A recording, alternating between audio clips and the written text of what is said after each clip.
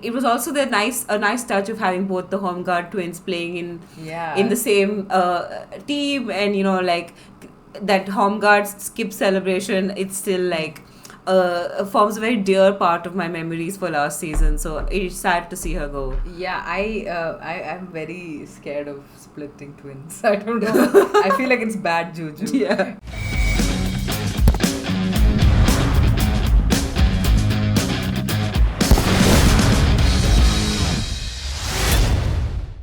Hello everyone, welcome back to another episode of All About the W.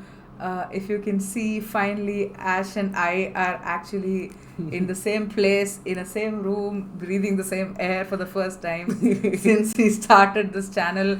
Yeah. Hi, stranger. Hello, how are you? It feels weird, like we're in the same frame and we're sitting like this. Yeah. But anyway, I'm so glad this finally happened. Yeah, seriously. It was about time. Yeah, it's about time, exactly. A full year. I mean, I don't think I've seen you since October 23, so nearly 2 years. But anyway, Ash, let's dive right in. So, this episode, guys, we're gonna do something a little different.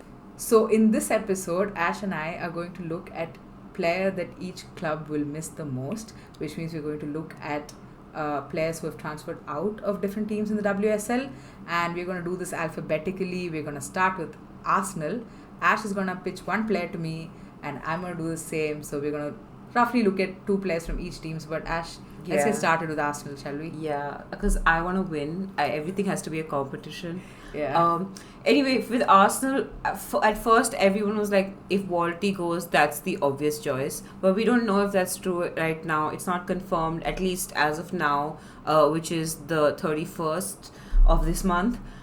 So I went for Ilestead. So she's only played 3 games in the league with a total of 14 minutes last year and made brief appearances off the bench in FA Cup games. So you wouldn't think of that as a very big loss. But her lack of minutes was partly down to maternity leave.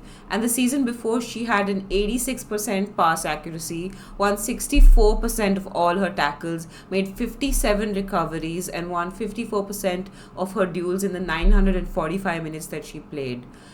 So with Leah Williamson's knee injury, it kind of puts this transfer out into context because nobody knows how long Williamson will be out. And given that circumstance, losing cover in the centre back position, I think, is a disaster for Arsenal.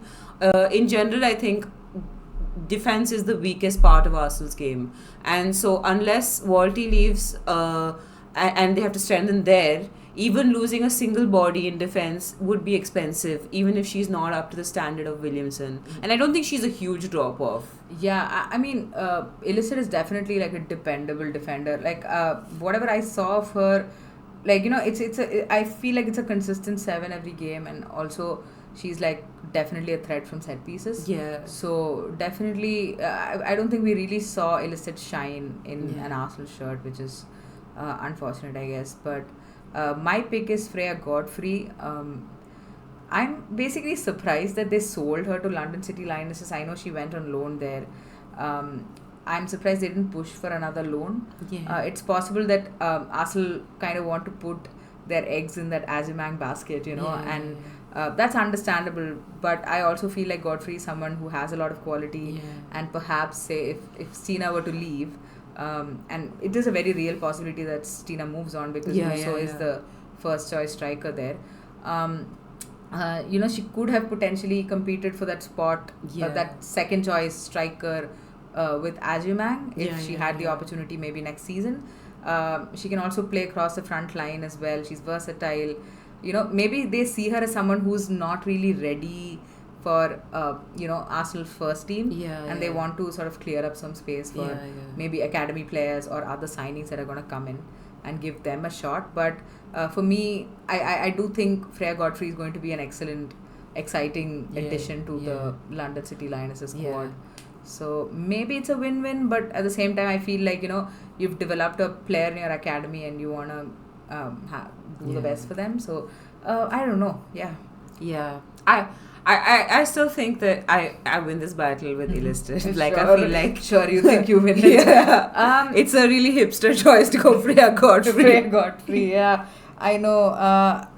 I was looking at the list. I mean, bottom line is I feel like Arsenal have had a decent window. Yeah. And I kind of agree with you. Like, Yeah. that defensive cover, it's not that they don't have depth there because they do have Codina, they do have Bubenmoy. It's just that we still don't know what combination sort of works well. Yeah. I think that's, jury's out on that. But Yeah. maybe Illisted over Freya Godfrey. Fine, sure, why not? Yeah. Okay, let's move on to Villa, Aston Villa. Who's your pick? So I've gone with Jordan Nobbs. So at 32, Nobbs is an experienced player, and fun fact, has the most appearances in the WSL at 207. So as like a midfielder, Nobbs has an 87% pass accuracy and wins 64% of her tackles. She's also scored a goal against her former club Arsenal, which must burn the Arsenal fans, which I'm always for. So Nobbs is something of a steady Eddie, good in defense, can progress the ball, can sometimes attack if rarely called upon. So I think it's a loss for any dressing room to lose a player like Jordan Nobbs, who gives like a 6 or 7 out of 10 performance every game. Yeah. So that's who I've gone with. Okay. So for me, I think it's Mas Pacheco. Yeah.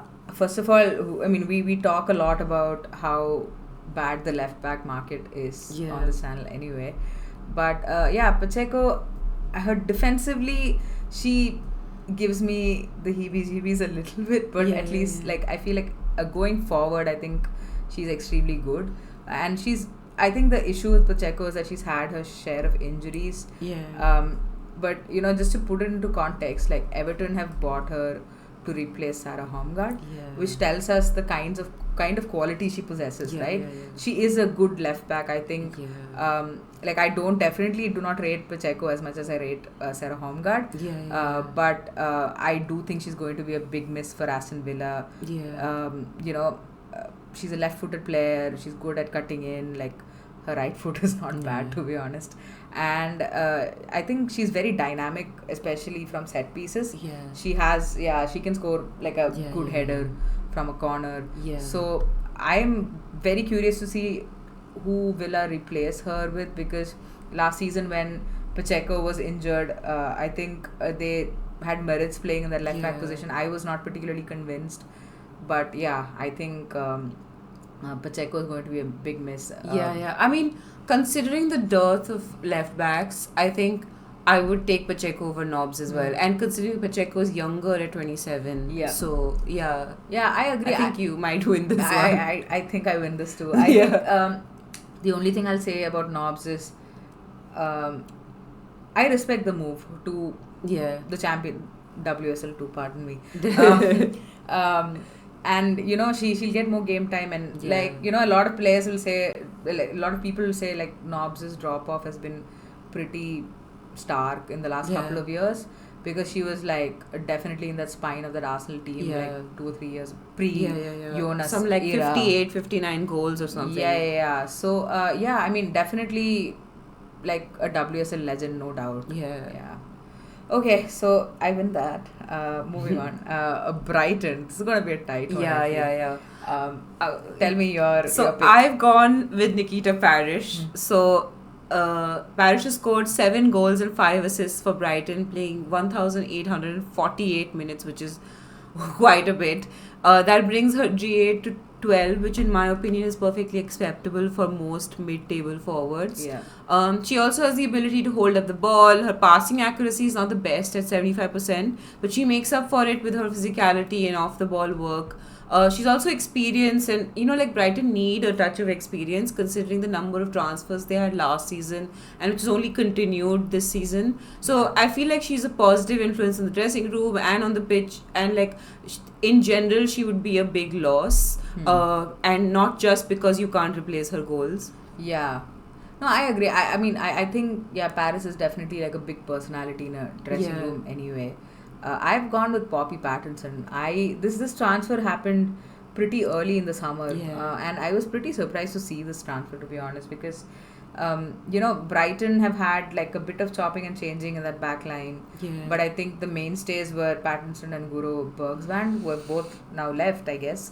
I think, like with Pattinson, we've had our share of issues. Yeah. Like we've spoken about how she kind of needs to manage her emotions better. But I always felt that, I always enjoyed watching her front-footed defending. Yeah. She's a young player and she's very good going forward. Like her Yeah. ability to carry the ball is something that's always sort of caught my eye. Yeah. That said, and I think I need to add that she's again like a left-footed player, so she Yeah. can slot into that left wing back / Yeah. left side centre back role. So that said, I also feel like Brighton have done okay recruiting other players. Yeah. In Minami, who's like a right-footed centre back who can also play Yeah. left back, and of course the Colombian Vanegas, who is a left-footed centre back. So I mean, they've done well in the market, but I still feel like, I feel like Brighton could have worked harder at keeping a player who is only like 24 years old. So I definitely feel like Pattinson. I thought she was younger than that. I think she's 24. Oh, and really? She has like a lot of experience in the WSL as well. She's 25 actually. Yeah. She has a lot of experience with Brighton in the WSL. So I was a little surprised to see this move. Yeah, I'll tell you what, for me, I do rate Poppy Pattinson. I think that, given the right setup, she has the potential to be like a superstar. Because she's that flair player as well, but I feel like she's not come good on her potential, and I think she's making the wrong decision by leaving a setup like Brighton where a player like her would continue to flourish. For an unknown that she's not like sure about, especially at this stage of her career, to go even though London City Lionesses have all of that, star magic power and whatever rumor Michelle Kang money. It's all of that glitter and glam and everything. I don't know if it's the best place to go if you're looking to further your career, because if it's a club with lots of money, you're also easily replaceable. In a club like Brighton, you become like one of the team can be centered around players like you. I completely agree. I feel, which is why I was really surprised. Like, I mean, I don't want to speak too soon on London City Lionesses because, like, I still don't quite understand what that project looks like. But clearly there's something that's going on. Like, they're trying to get young players, they're trying to get experienced players like Paris. Both of them have moved to London City Lionesses. For me, it kind of gives me like the Chelsea Ibrahimovic vibes. You know what I mean? I know what you mean. Where it's like run by a mad rich person who can like change their mind about a player in a minute. No, I get it. I get what you mean, but no offense to the London City Lionesses. Yeah. Who are we going with this one? I won't go Parish. I will still go Parish because you cannot. The numbers are in Parish's favor. The numbers are in her favor, but I also feel like just look at, like, I mean, I honestly see Paris as a very replaceable player. Who have Brighton replaced Parish with? They have Ajamang, they have Madison Haley. Yeah, but I think Ajamang also against future superstar. Yeah, but we don't know if Ajamang is going to score 12 GA in like this season. I'm not sure if Ajamang is going to do that, but I'm also fairly certain that Brighton are going to go into the market to get another forward. Yeah. Also, like, Ajamang doesn't bring the experience that someone like she does not. She does not. But I do think her hold-up play is much better than Paris's. Okay, I'll give you that. Yeah, but I think this is a tough one. Yeah. I don't know. Maybe we should call it a draw. Yeah, okay, I am draw. not unwilling to. I'm unwilling to pass with Pattinson. Yeah.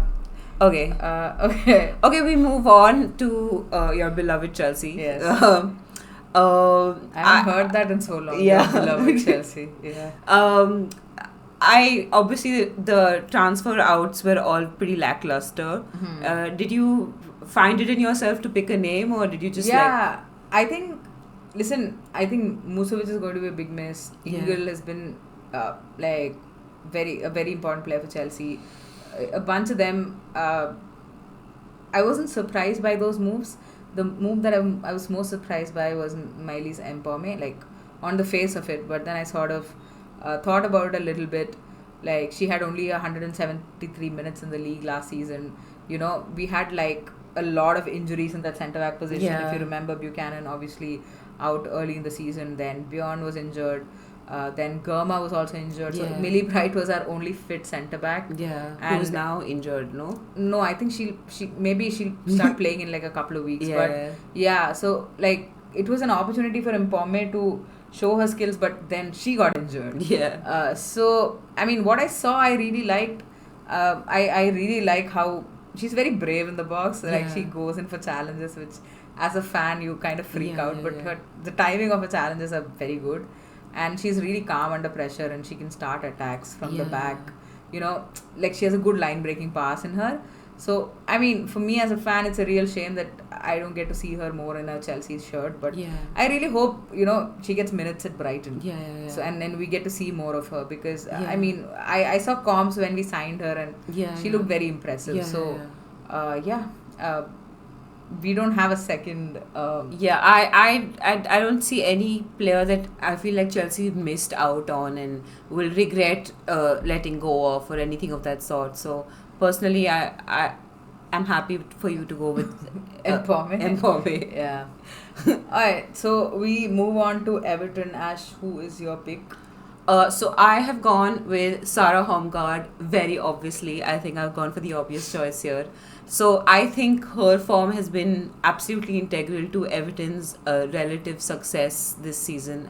They had a comeback of sorts, and I think partly it was due to her. She's been fairly consistent performer, 3 goals, 4 assists, which is, let's face it, a really impressive number even for an attacking fullback.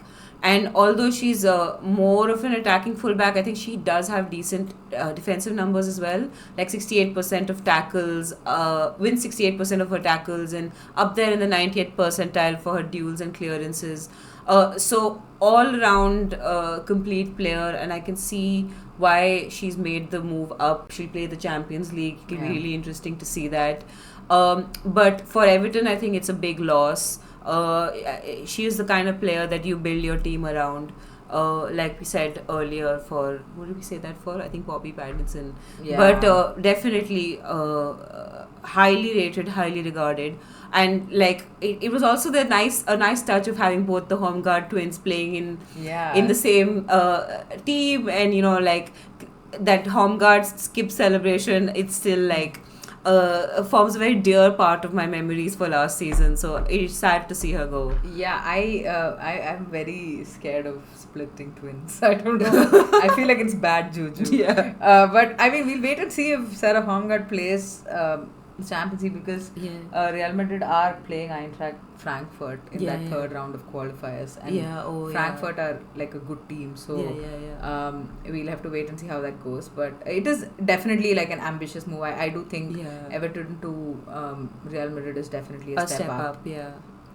Alright, so you picked Holmgard, which means I picked Van Havermaet. And listen, like, I like Van Havermaet. I feel like,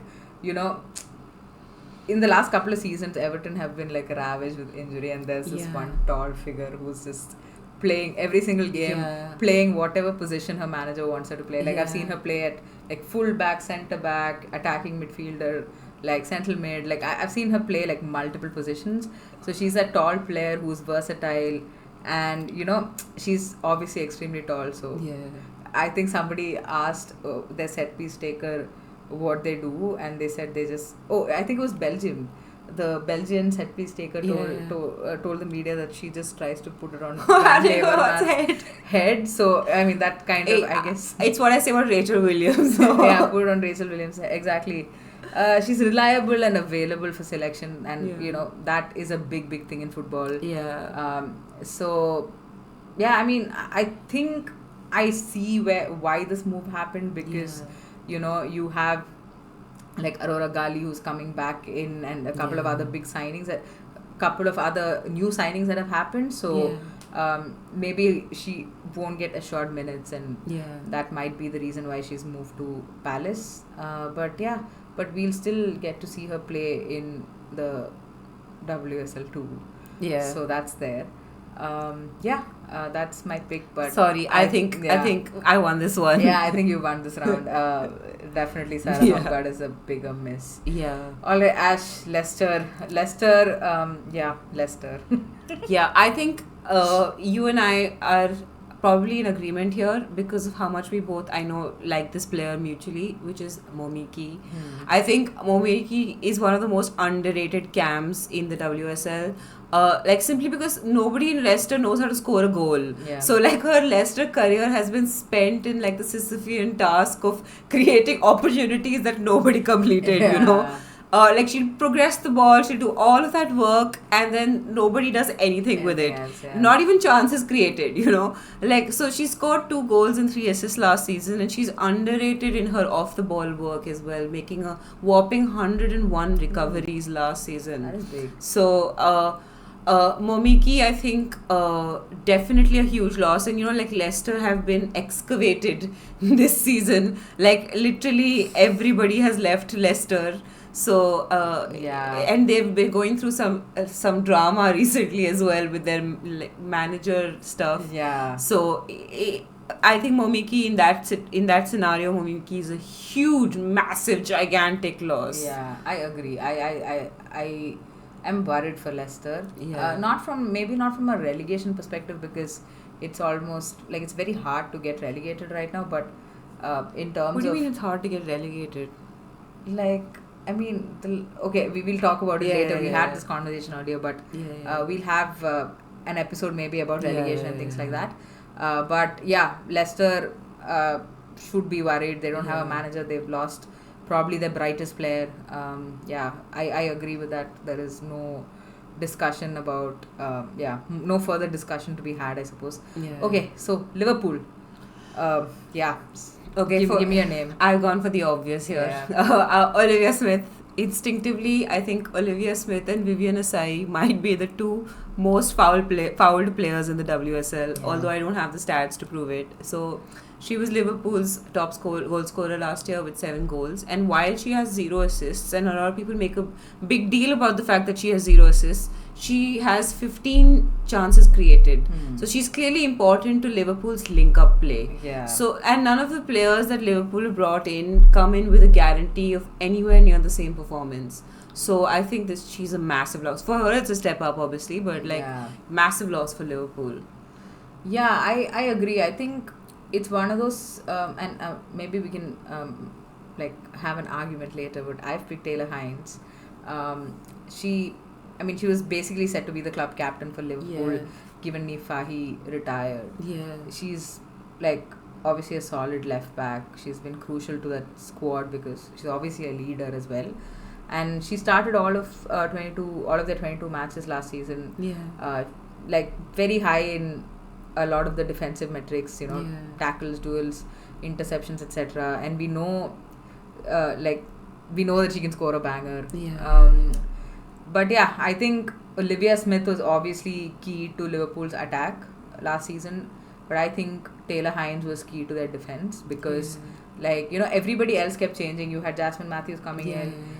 You had Gemma Bonner who was injured, and so there was a lot of chopping and changing in that back line. But Taylor Hines was a mainstay. Yeah. So I do think I was honestly surprised to see her defensive numbers because I always thought of her as just as somebody who's better at attack than defense, but her defensive numbers were looks actually quite excellent, and Arsenal have signed a good player. So I actually would agree with you. I think I would give this one to you. Ooh, even though Olivia Smith is the more the flair player, and everyone would generally gravitate to picking Olivia Smith, I do think that Hines is the more bread and butter player that you need. And I think in terms of a general overall performance, you can have the team contribute equally to the 7 goals that Olivia Smith scored, but you can't get the other stuff that Hines provides from anyone else. Yeah, and I also think I feel like Liverpool, there was something wrong with the way Liverpool played for me last season. Yeah. You know, just having Olivia Smith as a target player, and of course they had injuries to Roman Haug that affected them, Hobinger that affected them. But at the same time, you know, like Liverpool did really well without Olivia Smith the year before. You know, and Heinz was like, you know, very important to that season and the performance that season as well. But for me, there was something wrong with the way Liverpool set up. It was too defensive. They kept trying to play on the break, and it just, like, you know, that's why you had players like targeting Olivia Smith. Heinz it is, yay. All right. So now London City Lionesses. Ash, give me your player. So I have gone with Chantal Boy Lorca. I think that's how you pronounce it. She scored 9 goals and 3 assists in the championship last year, now called the WSL 2, and started every game.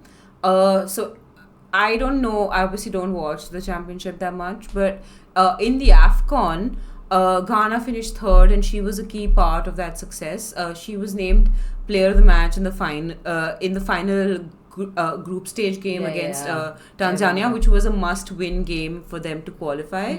So, and they got a 4-1 victory. And she also created a late chance for Princella Dubia in the semi-finals against Morocco, which Ghana lost on pens. Right. Yeah. So, I think she was perhaps Ghana's best player. And so I would say she would be a big loss for LCL. Yeah, and she started like every game last season, pretty much every game. I remember like seeing her name in quite a few team sheets, and I do think she was a mainstay in the team. So to have a player like that leave is, I wonder how that affects the dynamic of the dressing room. Like the player that I picked was Grace Neville. You know, she's been with London City Lionesses since 2019. So that's a big stint, right? And she is also only like 27 years old. So she's been pretty much with LCL like almost the whole of her career. And I think in the last season she really came good in the second half of the season, because she had quite a few starts at that right back position, and like it's obvious, you know, sometimes when teams do come up to the WSL, you have to have a clear out to compete, and I feel like this version of London City Lionesses under Michelle Kang, they've done it very ruthlessly to cut players and to obviously buy players with like WSL experiences or like some young talents as well. But yeah, I think I genuinely do wonder how losing a player like this, who's been probably the longest serving player in that dressing room, how that affects the squad. But yeah, she is going to be playing for Ipswich, who have recently been promoted to WSL 2. But I think I concede here. Like, I think Boye Lorca is obviously going to be a bigger miss. I was very surprised to see this. I think after probably Isabel Goodwin, I think she was their most important player in attack. I also feel like, you know, Brighton were very fortunate last year that they could make so many transfers and still achieve like a really good team balance. I think in general the rule is like when you do too many transfers and you let go of all of the older players who brought you all the way there, sometimes it doesn't work out in your favor, because you can, even though you might have all the best players for that position, they might not work well together as a team. And at least the team that you had before, you know, they work well together, you know, they got you there in the first place. So I do think that too many transfers can be a mistake. I my prediction, and of course we're going to have a prediction and like preview episode, but I do think London City Lionesses in the first half of the season are probably going to struggle a little bit, but I do think given the quality they have over Leicester, for example, they have a chance to consolidate in the second half of the season, you know.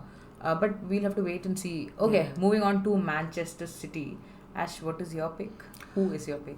So I have gone with Alexandri. Again, here there wasn't an obvious choice because there were like 3 really amazing players that we could have picked up from in Kelly, Roord and Alexandri. So, I mean, Kelly was like her heart was obviously set on going. She had already been on a successful loan spell, so we're not considering Kelly. Alexandri arguably got a step up to Barcelona, considering that City are not playing the Champions League this year. However, it is a big loss for City, considering their attacking playing style requires playing out from the back. And in the Euros this year, I was shocked. Okay, she had a whopping 95% pass accuracy, and for all those people arguing that it was only passing side to side, I'm looking at you, Kai, and I can actually literally look at you. She had a 75% long ball accuracy as well. So her distribution skills are almost second to none as a centre back. Yeah. So this is a huge loss. Yeah. I think this might be like recency bias from you. So I'm gonna go back in time a little bit. Yeah. And I'm gonna make a case for Jill Roord. Yeah. Who again? Ash mentioned Chloe Kelly not like having a heart set elsewhere after that loan spell, but Jill Roord also sort of left saying that she's unhappy because the move to Twente kind of shocked everybody, and she kind of came out and said explicitly that she wasn't happy, and that was not like any like shade on ManCity. It's just that she was unhappy away from home and wanted to go back home. Okay, so with Jill Roord, in any other season, I feel like she would have been benched. Yeah. Right, because her performance was not up to scratch post that ACL injury. Yeah. But unfortunately for City, they barely had like 11 players that they could put on the pitch. But you know what, in terms of her ability off the ball, like she can win the ball back in the midfield and then she can make a decisive pass. Yeah. And I also think her best quality is her ability to sort of crash the box and score a goal. I do think she's one of the more clinical like midfielders that you have in the women's game. So I the only thing I'll say is City do not have a similar profile of player. Like you have somebody like a Jess Park who is I know she had a really good season in 23-24 after Jill Roord did go out with that ACL injury, but I do feel like it was a purple patch. So Hasagawa is a different profile of player, Miedema is a different profile of player. So I feel like there is that gap, and they've obviously signed Sydney Lohman. Yeah. But again, I don't think Lohman is that good in front of goal. She's better defensively. So I do think Roord is going to be a massive miss for City. I do feel like Lohman covers some of Roord's game, and so like it's not as big of a miss as Alexandri, so I feel like Alexandri wins that battle. I get it. I feel like actually, you know what, I will say this. I respect that Alexandri has like really good numbers when it comes to like progressive passing and stuff like that.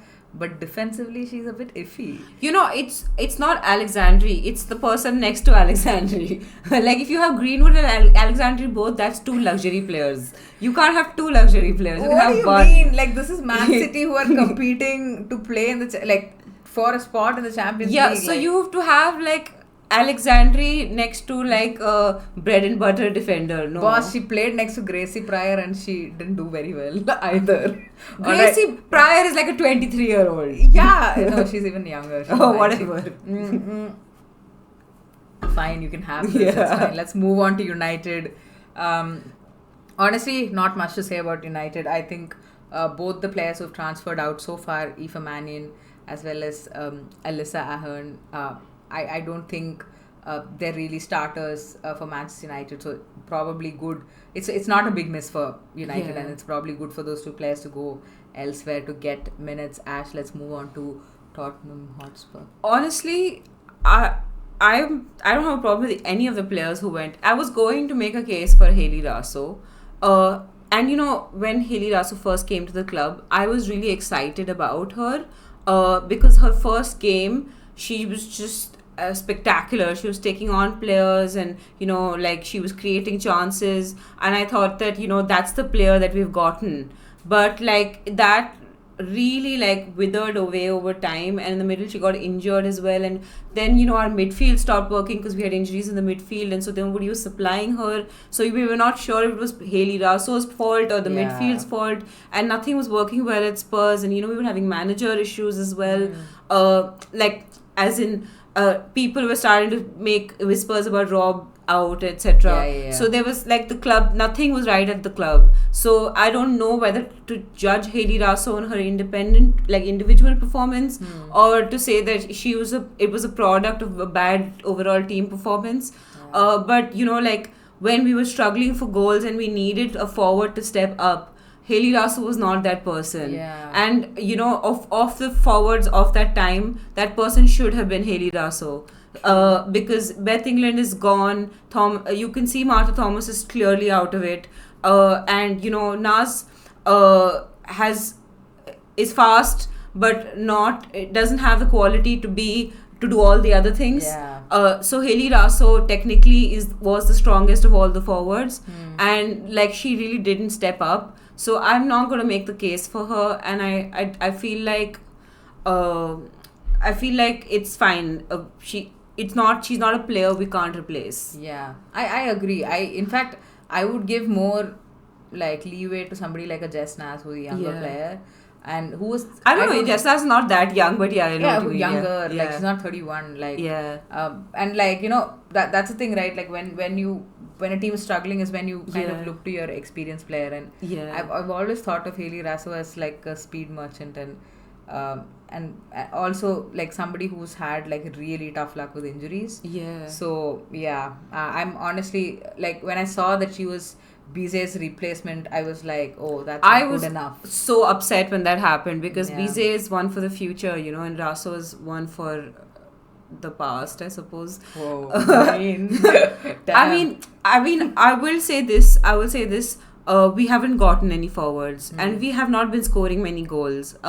That 4-3 against Arsenal is just a blip on the radar. So, and Beth England can get injured at any point. That's true. She's not the most fit right now, and she hasn't been for the last 2-3 seasons. So I just feel like getting rid of any forward right now is a big mistake. Unless you're going to go out and buy, which clearly nobody is seeing any signs of Spurs doing any business at all. We are very close to deadline day, so I'm curious to see how this plays out. I just worry about Spurs this season. Anyway, maybe again it's one of those things where there's just new manager, they're just waiting to see January window, we'll see more action happening. Maybe, let's see. Okay, finally moving on to West Ham. Again, this was a bit tough.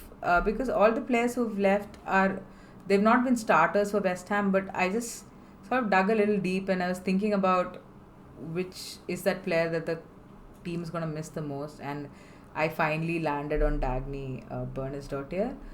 Because like she's an experienced player and she was the club captain of West Ham United.